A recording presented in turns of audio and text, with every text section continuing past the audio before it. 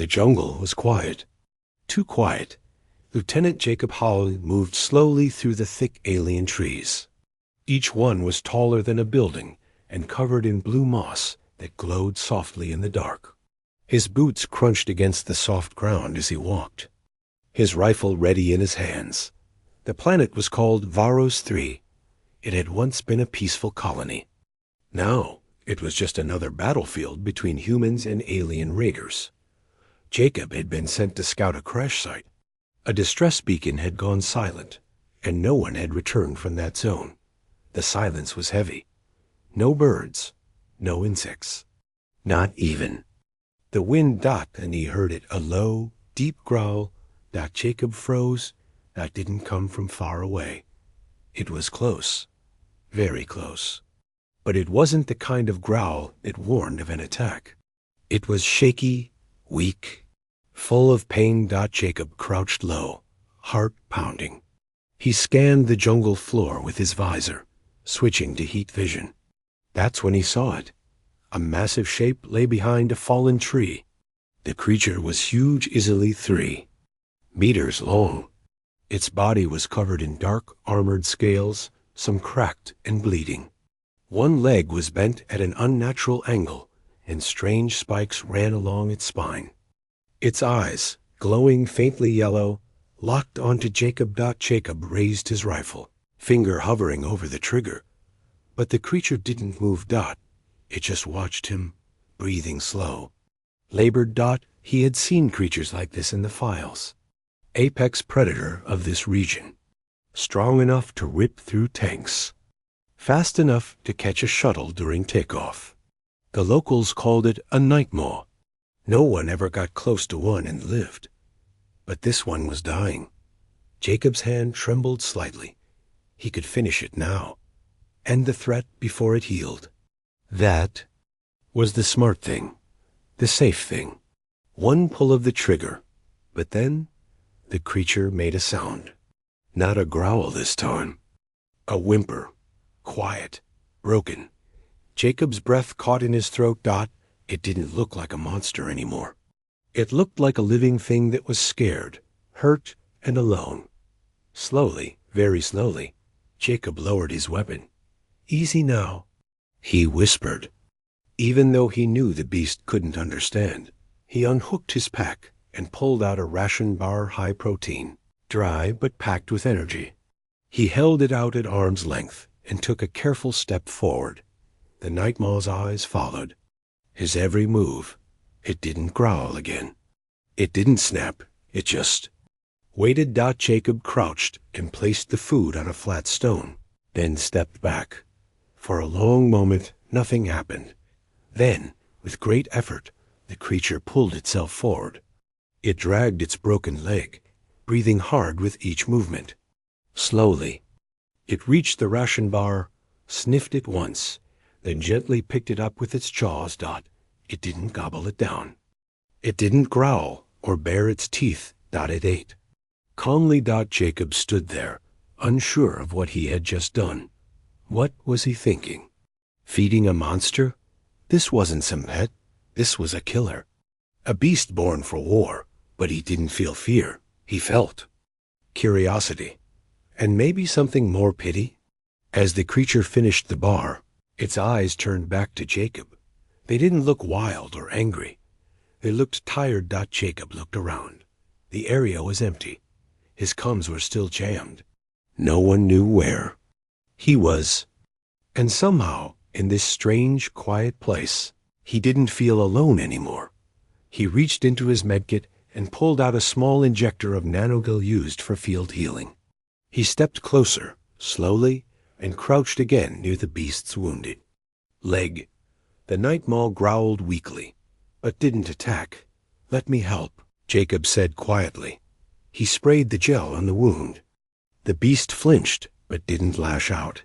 Steam rose from the gash as the gel went to work. The bleeding slowed.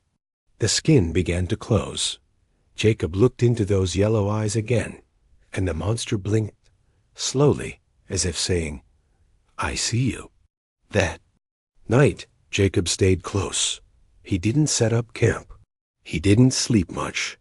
He just sat near the beast, his rifle by his side and a fire crackling softly between them. For the first time since landing on this cursed planet, the silence didn't feel dangerous. That it felt like something was beginning. Something strange, something he didn't understand yet. But he knew one thing for sure. The jungle had growled, and Jacob Hale had answered with kindness. Asterisk, it should have bitten off his hand instead. It closed its eyes. Jacob's fingers rested lightly against the rough scales of the beast's head. His heart was racing. His breath came slow and careful, as if the air itself might shatter the fragile moment. The monster, the night maw, had leaned into his touch. It didn't growl. It didn't bare its teeth. It simply allowed it. Jacob pulled his hand back slowly. He didn't want to break the strange peace between them. The massive creature gave a soft huff through its nose and stayed still. Its eyes half closed again, tired but no longer wild. He sat down near the small fire and stared at the beast. It was still hard to believe. Less than a day ago, he would have shot it on sight. Every report said these things were savage, uncontrollable, pure death wrapped in claws and armor. But this one? This one had accepted food. This one had let him touch it. And this one had stayed. Jacob opened another ration bar. He took a bite, then broke off a piece and set it on the ground between them. The night maw didn't lunge. It didn't rush. Got it. Waited. After a minute, it dragged itself forward, sniffed the piece carefully, and ate it without making a sound. Jacob shook his head. "What are you?" he whispered. He wasn't expecting an answer, of course. But something about those glowing yellow eyes made him feel like the beast understood, like it had been watching humans for a long time, judging, waiting. He spent the rest of the day gathering nearby supplies, twigs, dry moss, and leaves for the fire. He didn't want to go far. The jungle was still dangerous. He could hear strange calls echoing through the trees. Creatures were out there, watching, but none came close, not while the night maw lay beside him. When the sky darkened, Jacob returned to camp with arms full of sticks.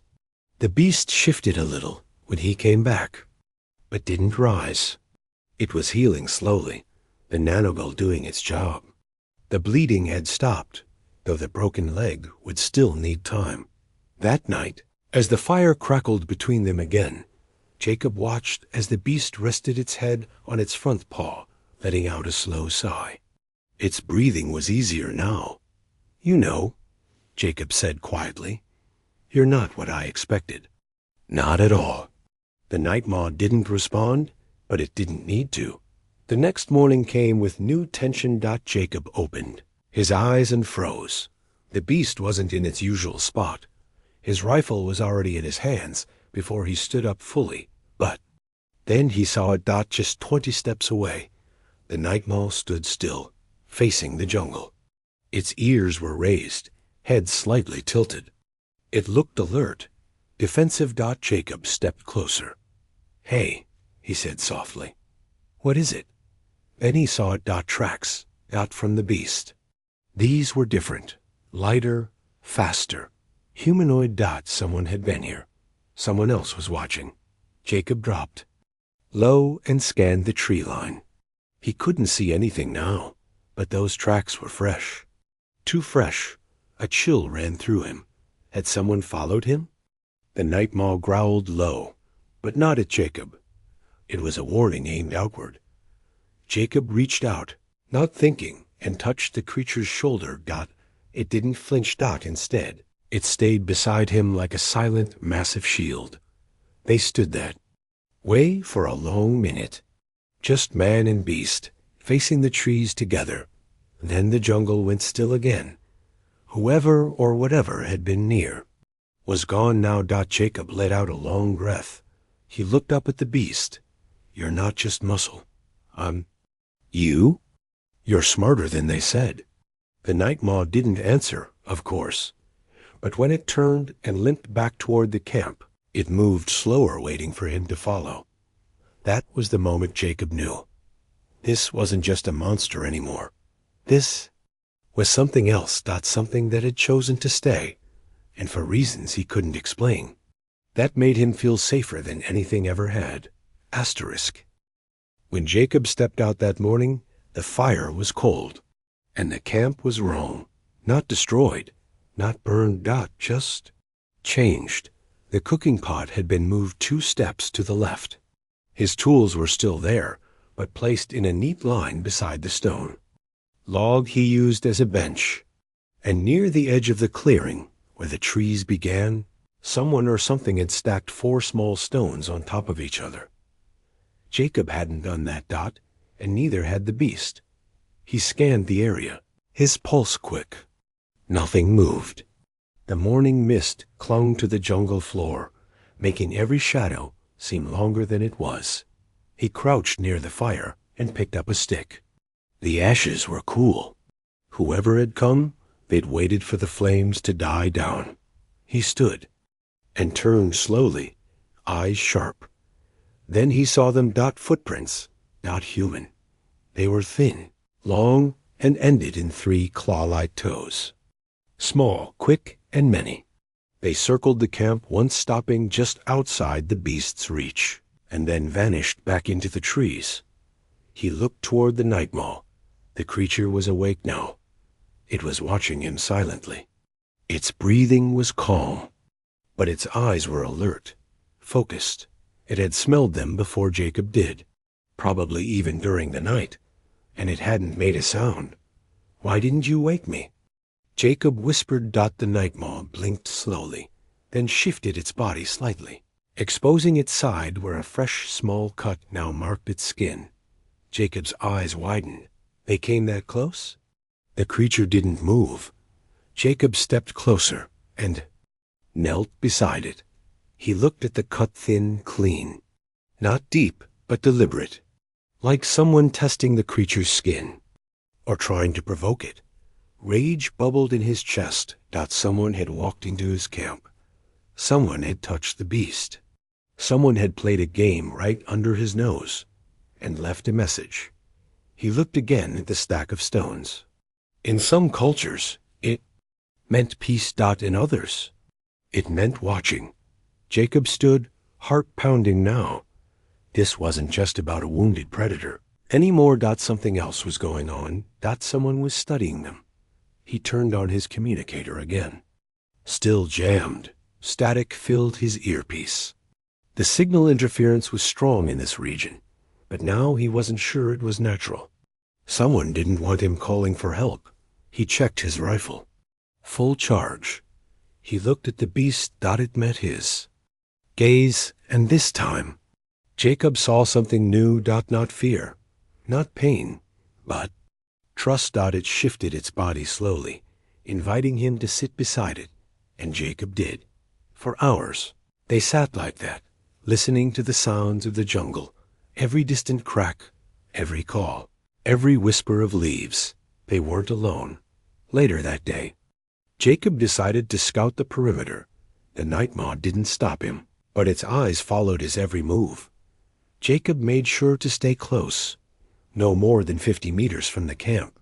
He checked behind trees, under vines, along the animal trails. That's when he found the second mark, a carving, thin lines etched into the bark of a tree. It looked like a symbol, 3 claws pointing downward, with a circle beneath them. He didn't recognize it, but it didn't feel like a welcome sign. He took a photo with his visor. Then he heard the snap, a twig behind him. Close. Jacob spun. Rifle raised. Nothing. But the leaves moved. He backed away slowly, step by step, until he returned to the clearing. The beast was already standing limping, but alert. Jacob felt a strange sense of safety just seeing it. Like he wasn't entirely alone anymore. Like someone else had his back. He sat down beside it and whispered, "Someone's watching. And I think they know what you are."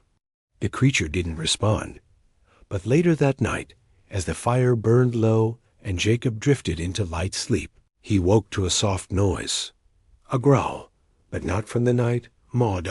Came from beyond the trees. And it wasn't the sound of a wild animal. It was a voice. Deep, cold, alien, speaking in a tongue Jacob didn't know. He sat up slowly, rifle in hand. The jungle was no longer quiet, and somewhere out there, whoever had left those tracks was coming back. Jacob didn't fire first. The beast did. It moved faster than pain, crashing through the underbrush, limping, bleeding, but still deadly, as it launched itself between Jacob and the figure that had stepped from the trees. Out, fangs bared. And Jacob realized something that made his breath catch. The monster wasn't protecting itself anymore. It was protecting him. The alien barely had time to scream. The nightmaw slammed into the figure, sending them flying across the dirt. The weapon in the alien's hands, a long-barreled energy rifle, clattered to the ground. Useless. Jacob didn't hesitate. He ran forward, scooped up the rifle, and aimed it at the tree line. More figures moved in the shadows. 3 of them. Maybe 4. Thin, quick, armorless, but holding weapons that pulsed with pale green light. Jacob fired. One of them dropped instantly, screeching in a sharp, high-pitched voice. The others scattered. The jungle echoed with flashes of light and heat. Trees exploded. Dirt flew. The fire at the center of camp was knocked sideways, sparks shooting into the air. Jacob ducked behind the fallen tree where the beast had first been found. He breathed hard, heart thudding in his ears. Then he looked over the log.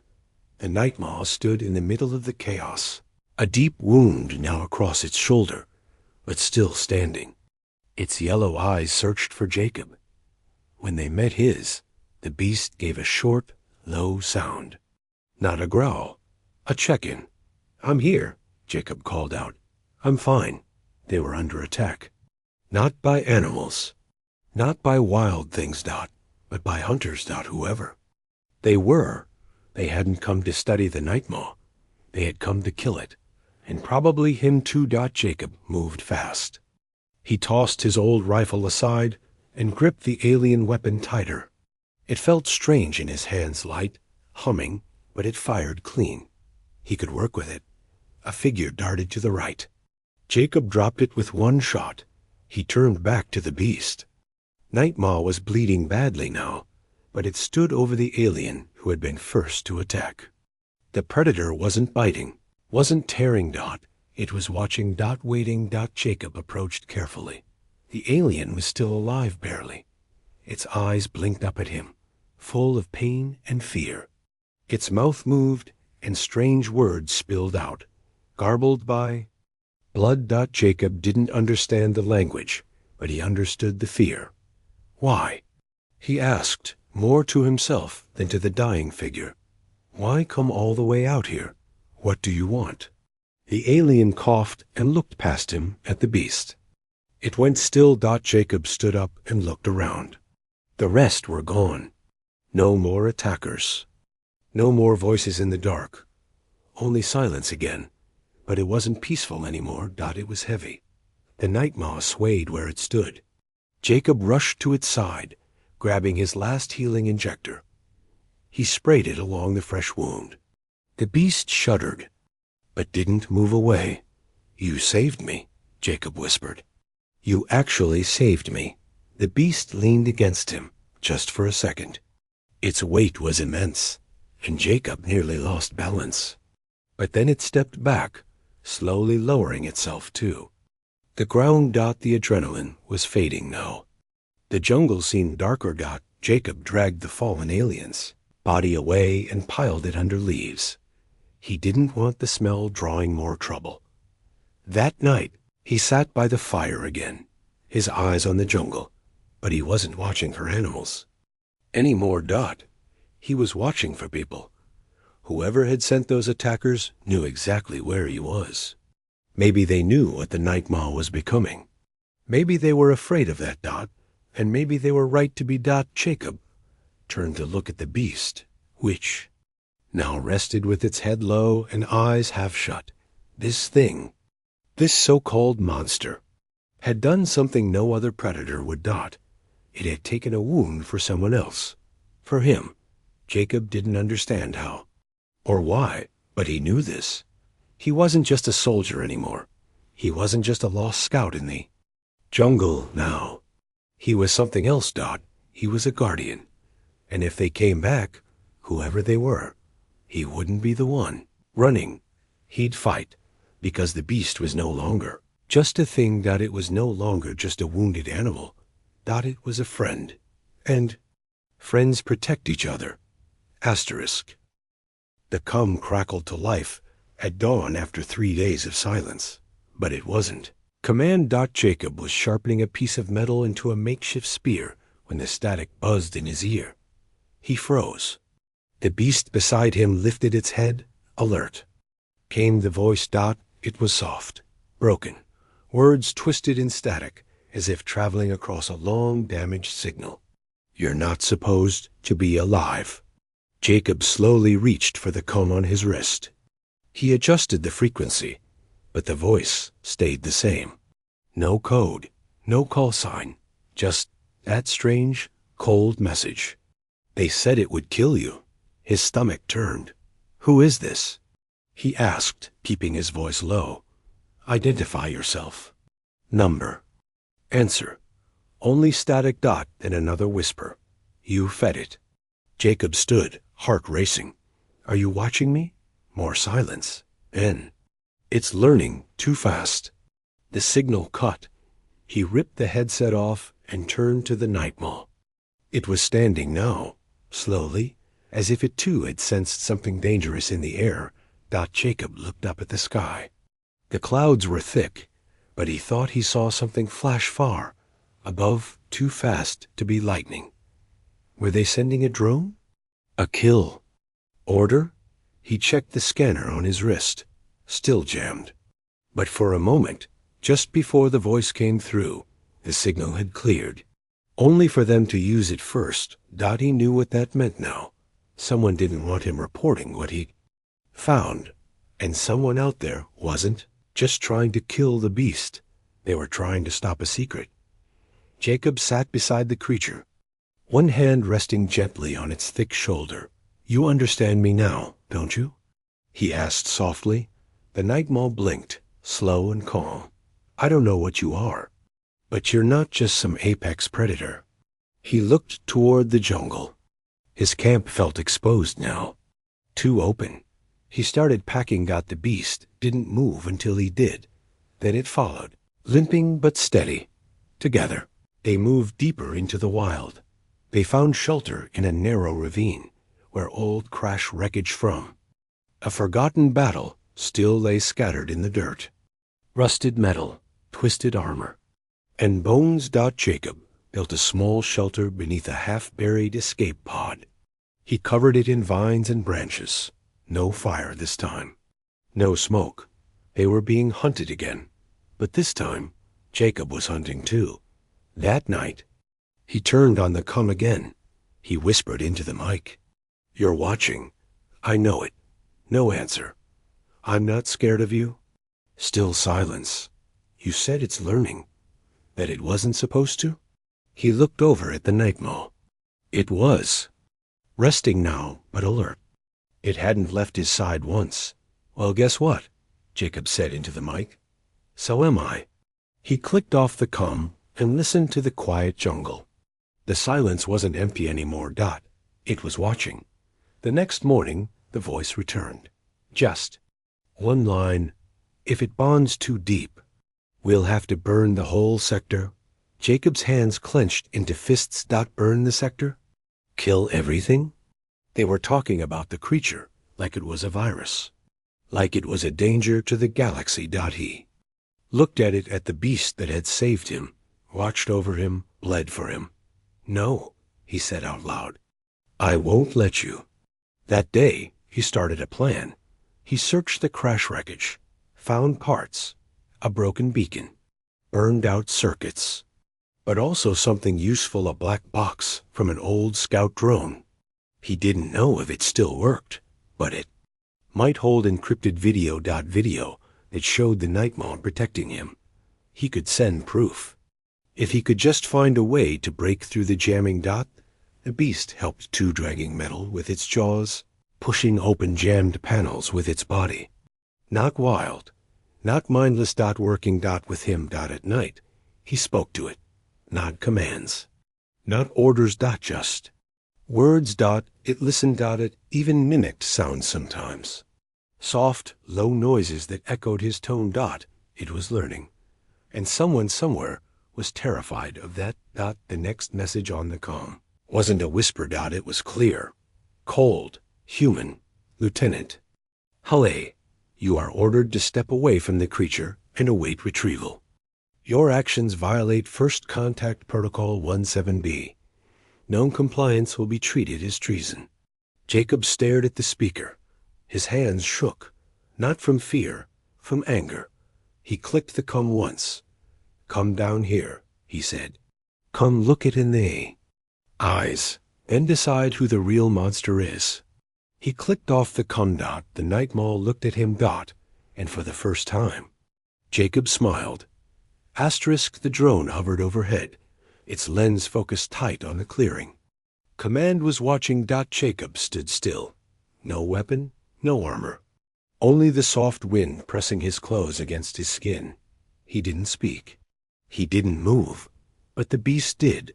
The Nightmaw limped forward one step at a time, its large body casting a shadow over Jacob.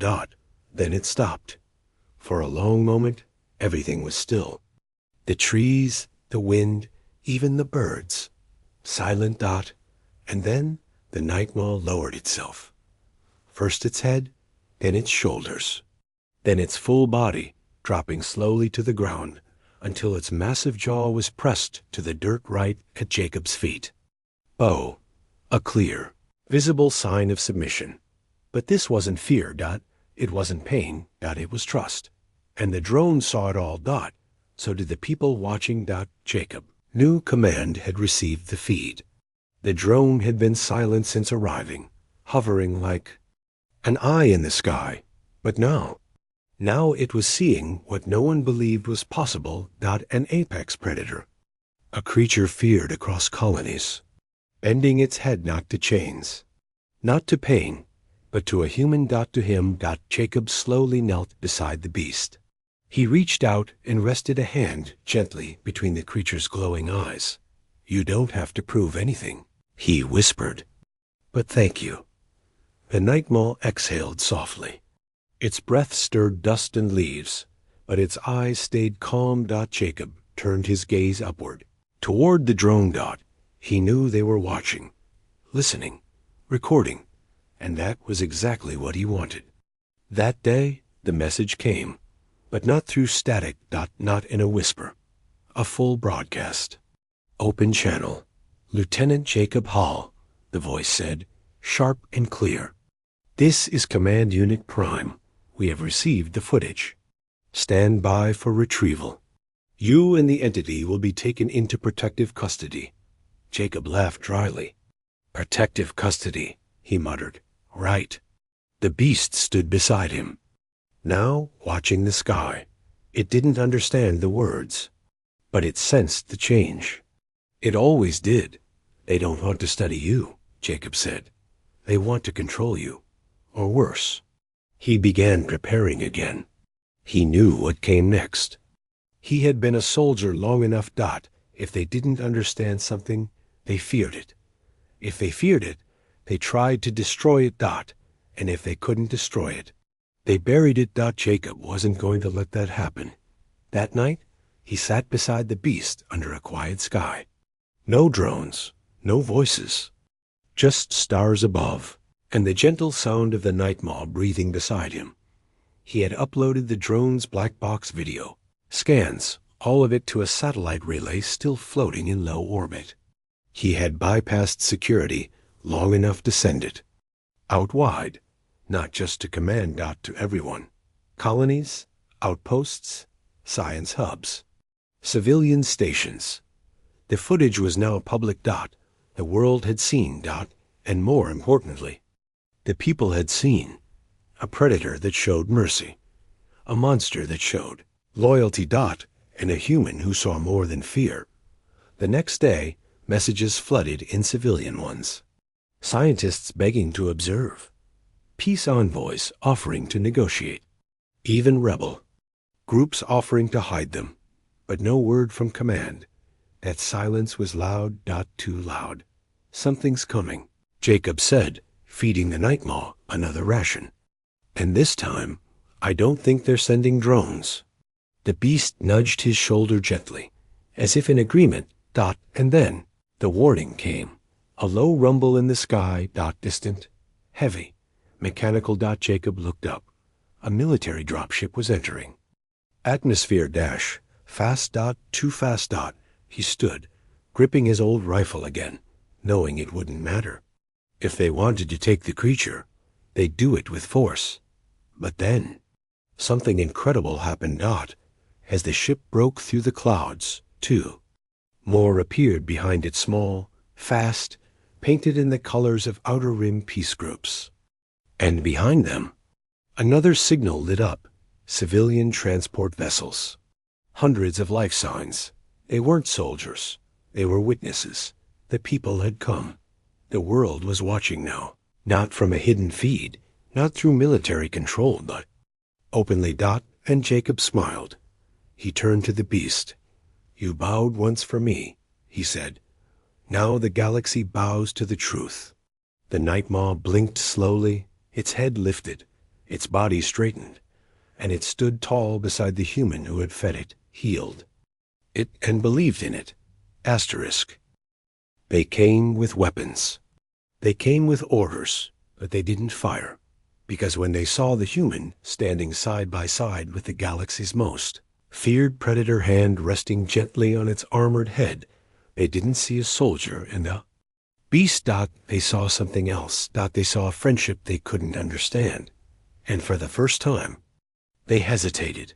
The dropships hovered above the jungle clearing, engines rumbling like thunder. Dozens of soldiers lined the edges, weapons aimed, but still. No one gave the command. Not yet. Jacob stood tall beside the night maw. Dust swirled around them from the ship's descent, but neither moved. The beast's eyes glowed yellow in the morning light, steady and unafraid. Jacob didn't speak. He didn't need to. The message had already spread across colonies, space stations, even homeworlds. The footage of the beast bowing, the sound of Jacob's voice calling it friend. A predator no longer feared. A soldier no longer alone. Below the ships, more civilians began to arrive. Some in transport pods, some on foot. Scientists, reporters, people from nearby outposts. All carrying cameras, drones, or nothing at all, just curiosity. They didn't bring guns. They brought eyes. Truth had found light. On the ground, one of the soldiers lowered his weapon. Slowly, carefully. Then another. Jacob watched as doubt spread through the ranks like a quiet wave. They weren't trained for this. They had come for a target, a threat, but what they saw wasn't either of those. The night maw gave a soft, deep sound, not a growl, not a warning, a hum, almost like a purr. Jacob turned to it. You okay? The beast blinked once, then sat beside him, calm, tall, proud. A general stepped forward from the lead ship. His armor was polished, clean, his face unreadable. He stopped 20 meters away. This isn't how it works, Lieutenant, the man said. Jacob didn't move. It's working now. This thing, the general gestured to the beast, is dangerous. You know that. Jacob nodded. So are we. But we're more than that, too. The general looked around. At the growing crowd. At the silent soldiers. At the cameras floating above. You've caused quite a mess. No, Jacob said. I cleaned one up. The general's jaw tightened. You think this changes things? Jacob glanced down at the night maw. It already has. There was silence again. Then the general sighed. He tapped his tongue. "Stand down." The soldiers lowered their weapons. Not one word spoken. Just movement, and peace. The general looked at Jacob one last time. "You're going to be a symbol now. You and that creature." Jacob gave a small smile. "Good. Let people see what loyalty looks like." He didn't wait for a reply. Instead, he knelt beside the beast. It lowered its head to meet him. He placed both hands on its face. Its warm breath puffed softly across his chest. "You're free now," he whispered. "No cages, no labs, no more hiding." The night maw made a low sound gentle. Grateful, it didn't run, it stayed. Not because of chains, but because it chose him out later. As the sun climbed higher, reporters surrounded the camp. Scientists came with questions. Children reached out, amazed. The beast allowed them near, never showing teeth, never showing fear. It had once been called a monster. Now it was called something else. A partner, a protector, a friend. That night, under a sky full of stars, Jacob sat near the fire, once more his last fire on this planet. The nightmaw curled nearby, eyes closed, finally resting without pain or fear. Jacob looked up at the sky, then down at his friend. "They'll never really understand what we are to each other," he said, and maybe they didn't have to. Some bonds don't need explanation. They just need time. And trust. As the fire crackled softly, the stars watched over a quiet clearing where the galaxy's most feared predator slept peacefully beside the only human who had ever dared to feed it and call it family. The end.